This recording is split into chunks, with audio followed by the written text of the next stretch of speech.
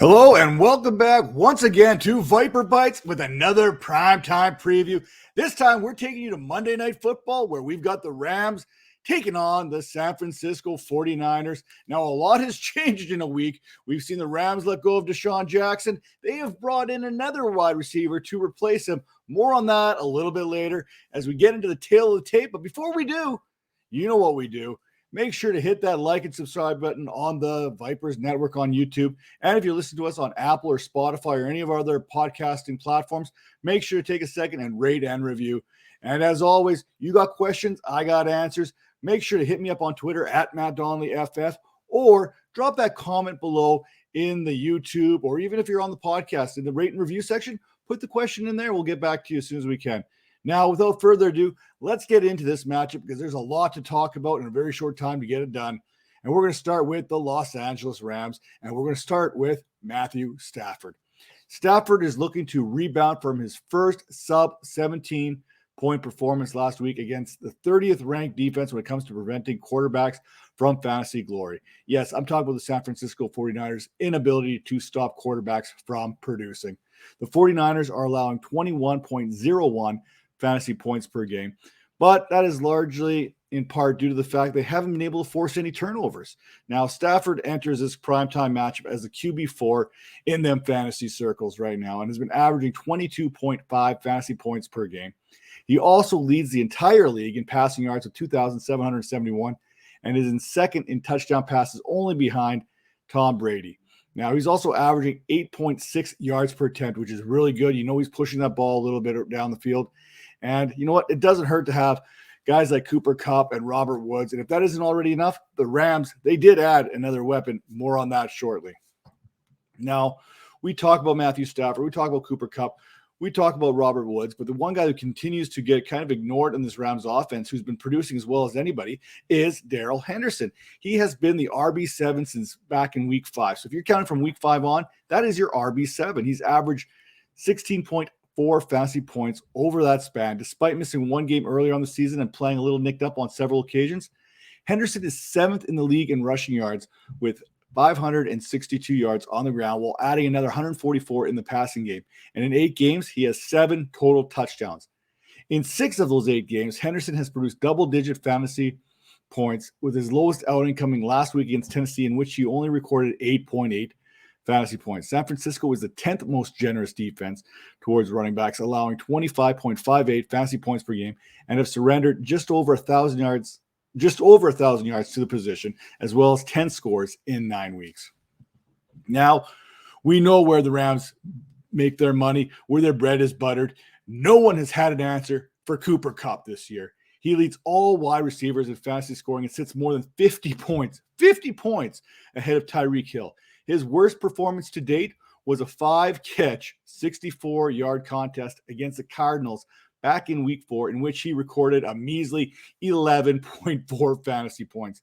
His next worst outing being 16.2 fantasy points.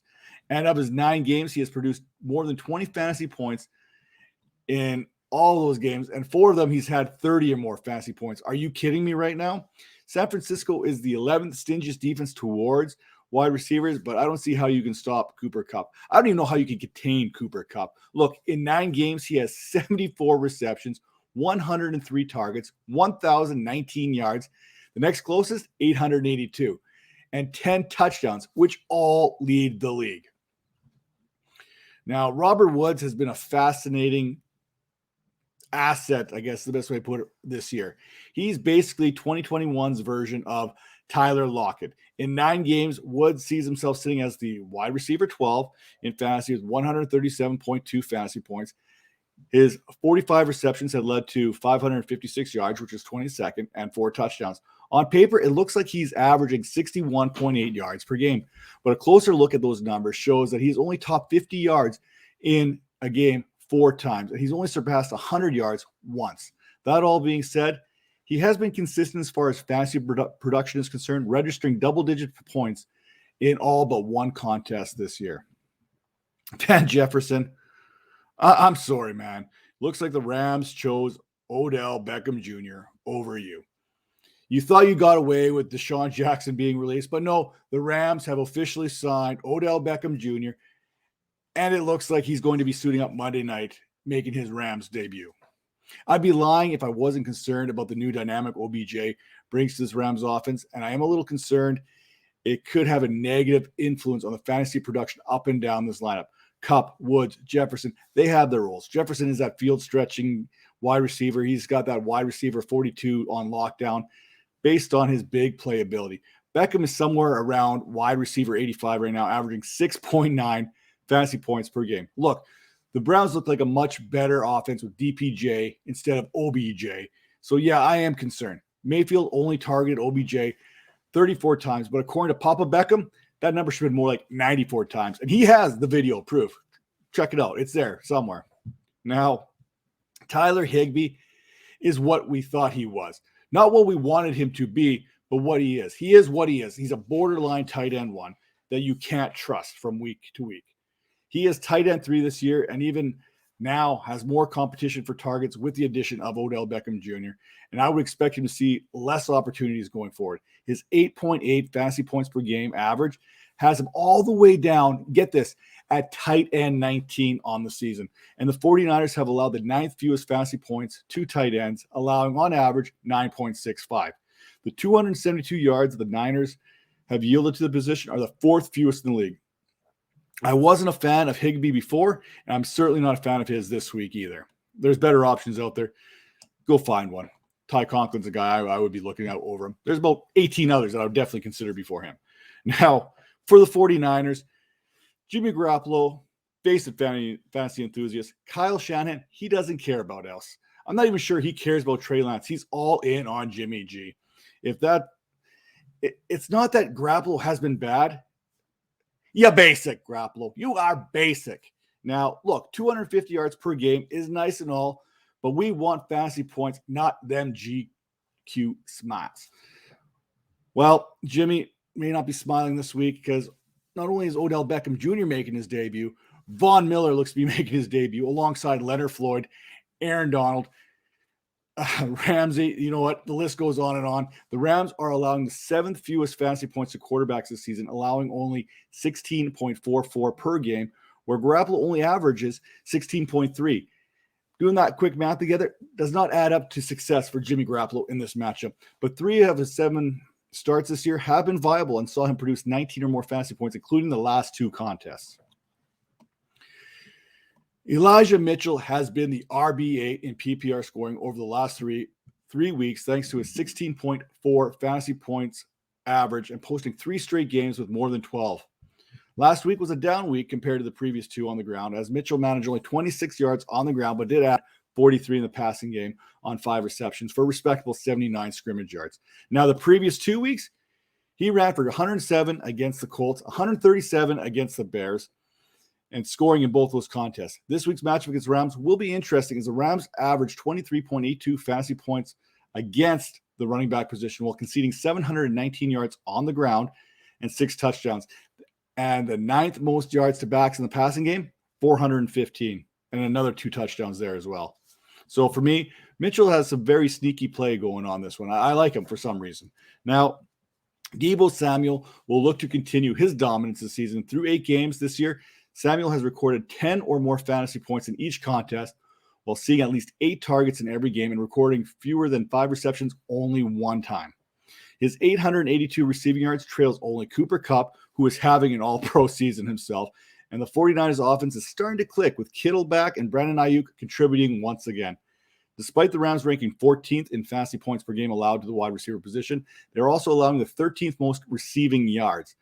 Reason why that defense looks so good? They've allowed the 3rd fewest touchdowns to the wide receiver position.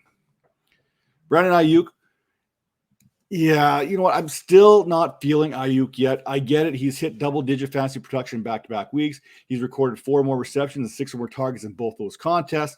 Last week against Arizona, 6 receptions, 89 yards, and a touchdown. He would have had 20 fantasy points if he didn't lose that fumble in that game. And over the last 2 weeks, he ranks as the wide receiver 14, averaging 14.6 fantasy points per game. But for some reason, my gut just can't get behind Brandon Aiyuk yet. Give me 1 more game of production, and I'll get behind Brandon Aiyuk. Now, Geroge Kittle, he came back and immediately put up a 20-burger in fantasy points.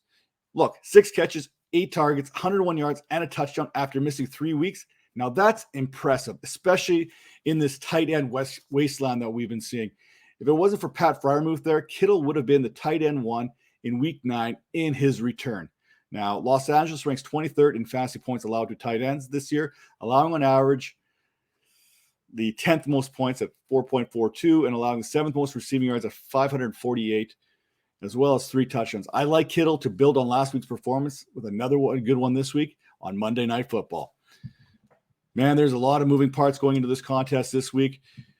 The Rams have done a good job on beating up on the weak teams, but they've struggled against the stronger teams. San Francisco's got that grit and they're ready to go. I think this game is going to be a lot closer than people think. I think San Francisco has an opportunity to pull this one off if they play within themselves in that offense. But I'll tell you what, Jimmy's got to give you a good performance because the addition of Von Miller to Leonard Floyd and Aaron Donald, that is scary for me. That's scary for any signal caller, but Jimmy G, I don't know if you're going to be smiling the same way you're smiling going into this contest. That being said, head over to fantasypoints.com, enter promo code 21Vipers10 and get 10% off that subscription today. They've already cut that price in half mid-season here right now. Save even more money with promo code 21Vipers10. Make sure to check out the Thursday night preview as well as the Sunday night football preview, as well as the starts and sits, waiver wires, and all these other videos we're dropping. And make sure to tune in every Tuesday, 10 p.m. Eastern, to the Dynasty Vipers Vipercast, where myself, we sit down with Major Caldwell, Tara Roberts, sometimes Calvin Shoemake, and we talk about what's going to happen that week in the fantasy football world. That being said, we'll catch you next time. Take care now.